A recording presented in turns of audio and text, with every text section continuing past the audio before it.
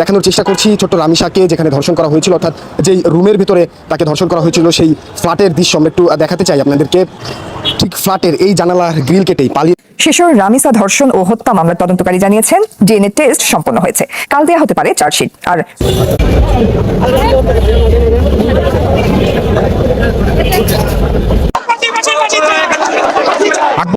পিপি নিয়োগ করেছে শুধুমাত্র এই মামলাটা ডিল করার জন্য।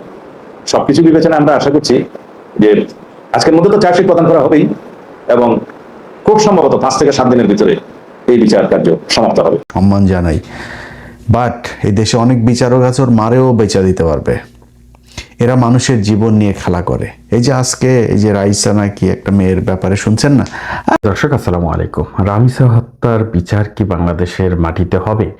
আমরা কি দেখে যেতে পারবো, নাকি বিচারকরা কোটি কোটি টাকা খেয়ে এই বিচারকে থামিয়ে দিবে, নির্দোষ প্রমাণ করবে রামিসা ধর্ষককে? প্রিয় দর্শক, আপনাদের কি মনে হচ্ছে এই বিষয়টি নিয়ে? খুবই সুন্দরভাবে কথা বলেছেন আমাদের সবার পরিচিত প্রিয় মুখ সাহসী সাংবাদিক ইলিয়াস হোসেন। শুরুতেই তার ভিডিও একটু দেখেছেন যে এই দেশে কি আসলেই বিচার হবে? রামিসার মতো হাজার হাজার মেয়ে এই দেশে ধর্ষণ হয়েছে। অনেকগুলো খবর আমরা পাই, অনেকগুলো খবর পাই না, অনেকগুলো মিডিয়াতে আসে, অনেকগুলো মিডিয়াতে আসে না। অনেক গ্রামগঞ্জেও এই ঘটনাগুলো ঘটছে, যে ঘটনাগুলো খুব একটা মিডিয়াতে আসে না, যেগুলো বেশি ভাইরাল হয় সেইগুলোই আমরা দেখতে পারি বা বাংলাদেশের মানুষ দেখার সুযোগ পায়। রামিসার ঘটনাটি সারা বাংলাদেশের মানুষকে স্তব্ধ করে দিয়েছে। বাংলাদেশের এমন কোনো সাধারণ মানুষ নেই যারা তার এই ভিডিওটি দেখে বা তাকে যেভাবে নৃশংসভাবে হত্যা করা হয়েছে, ধর্ষণ করা হয়েছে, এই কাহিনীগুলো দেখে, ভিডিও ফুটেজ, ছবি যা রয়েছে, তার বাবার কান্না, আহাজারি, এগুলো দেখে চোখের পানিকেও ধরে রাখতে পেরেছে এরকম মানুষ হয়তো বাংলাদেশে একজনও খুঁজে পাওয়া যাবে না। অথচ তার বিচার নিয়ে চলছে নানান তালবাহানা, নানান অবস্থা। খুনি ধরা পড়েছে, ধর্ষণকারী ধরা পড়েছে, তাকে সাথে সাথে শাস্তি না দিয়ে নানান কাহিনী শোনানো হচ্ছে বাংলাদেশের জনগণকে, বাংলাদেশের মানুষকে। বাংলাদেশের মানুষ এই ধরনের কাহিনী বহুত শুনেছে।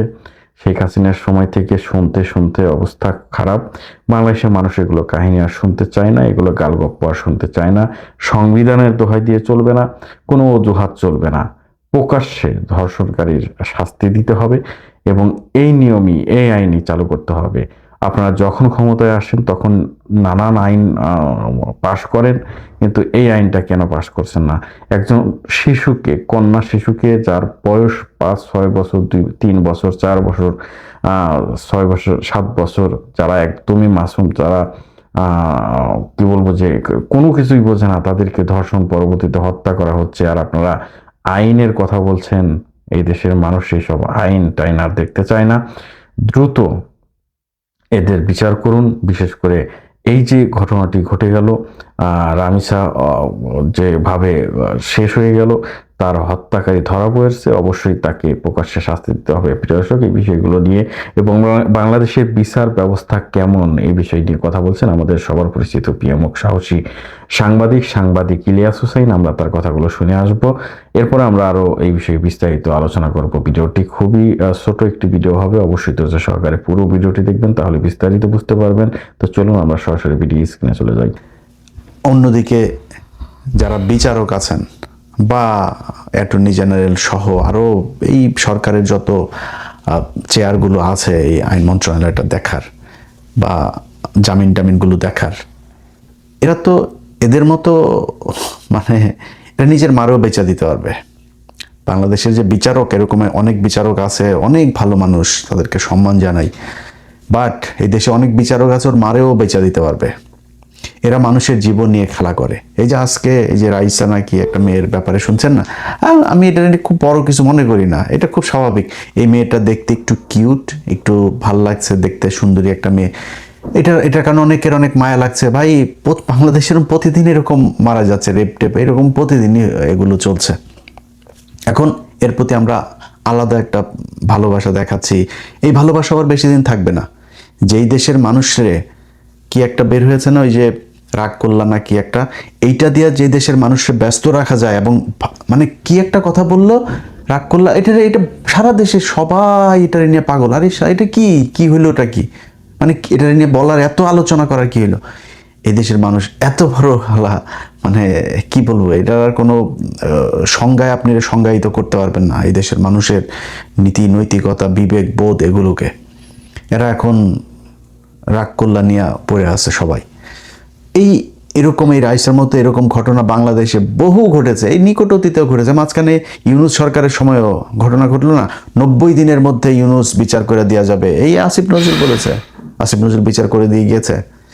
এই দেশের আদালতের ভেতরে বসে বিচারকরা ঘুষ খায়, সেই দেশে কোনো কিছু হবে না। এই ঘটনাগুলো আপনি 3 দিনে করেন, 4 দিনে করেন, 10 দিনে করেন, 20 দিনে করেন বিচার, ভাই বিচার আপনি করেন, যা যা দরকার বিচার প্রক্রিয়া শেষ করতে সব করেন, কিন্তু বিচার যেটা সেটাই হইতে হবে, এটা এই দেশে হয় না। বিশ্বাস করেন, আমার আল্লাহ আমাকে মেয়ে দেন নাই, বাট আমার খুব শখ, মেয়ের খুব শখ।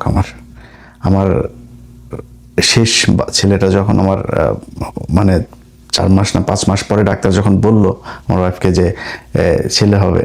যে দর্শক, কথা বললেন আমাদের সবার পরিচিত প্রিয় মুখ সাহসী সাংবাদিক ইলিয়াস হোসেন। আমরা তার কথাগুলো শুনে আসলাম, খুবই গুরুত্বপূর্ণ আলোচনা করলেন, খুবই কি বলবো যে একদম বাস্তব যে ঘটনা, সেই ঘটনাই তিনি তুলে ধরলেন যে বর্তমান বাংলাদেশের কি পরিস্থিতি।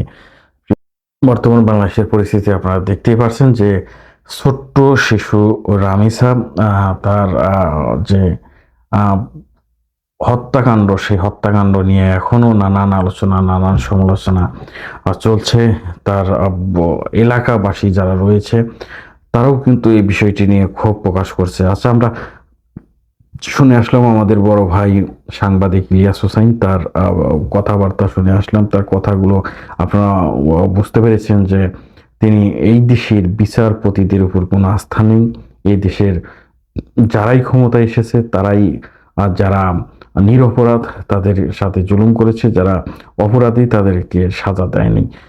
ডক্টর ইউনূসের কাছে আমাদের আশা ছিল যে তারা এই ধরনের বিচার করবে। তার আমলেও কিন্তু ধর্ষণ হয়েছে, খুন হয়েছে, শিশু হত্যা হয়েছে, শিশুকে ধর্ষণ করা হয়েছে, বৃদ্ধাকে ধর্ষণ করা হয়েছে, অনেক মানুষকে তার, কিন্তু ডক্টর ইউনূস এগুলো কোনো কি বলবো যে ভ্রুক্ষেপ বলে কথা আছে, এগুলো তিনি করেননি, কোনো কিছুই করেন নাই। সাধারণ বিষয় হিসেবে তিনি ধরেছে। তিনি আসলে তাকে, ডক্টর ইউনূসকে এই দেশে মাটিতে আনাই ঠিক হয় নাই। আসলেই সে একজন সুদখোরের কথাবার্তা কি বলবো যে ঠিক নাই। তাকে মানুষ আশ্বাস দিয়ে নিয়ে এসেছিল যে দেশের মঙ্গল হবে, দেশের ভালো হবে। এখন আমরা বা বাঙালিরা বুঝতে পারছি যে তিনি আসলে তার যে সমস্যাগুলো, সেই সমস্যাগুলো সমাধান করে তার মতো সে বিদায় নিয়েছে।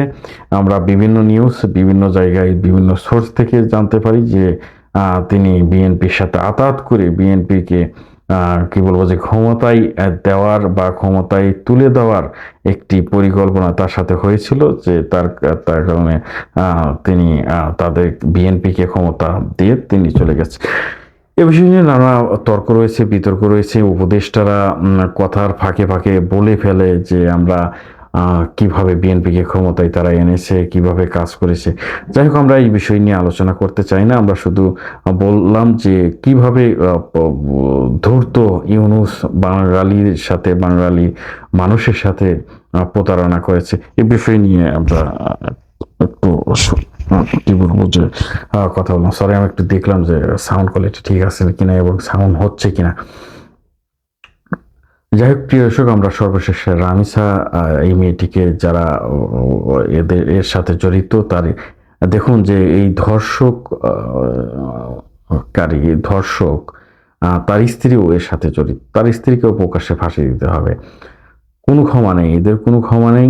আমরা দেখলাম যে এই লোকের মা বাবা তারা শাস্তি চাচ্ছে। যাই হোক, তারা এখন ভয়ে শাস্তি চাক, আর যেভাবে শাস্তি চাক তারা চাচ্ছে এটাই। তারা যদি শাস্তি না চাইতো, তাদের উপরও দেখা যাচ্ছে যে আক্রমণ চালাচ্ছে। আমরা চাই না যে একজনের শাস্তি আর একজনকে দেওয়া হোক। এই রামিসার খুনিকে প্রকাশ্যে শাস্তি দিবে আশা করি। আমরা আজকের মতো বিদায় নিচ্ছি। সবাই ভালো থাকবেন, সুস্থ থাকবেন। অনেকদিন পর আবারও শুরু করেছি আপনাদের প্রিয় চ্যানেল। আশা করি সাথে থাকবেন এবং সাপোর্ট দিবেন। সবাই ভালো থাকবেন। আবার দেখা হবে ইনশাল্লাহ। আসসালামু আলাইকুম।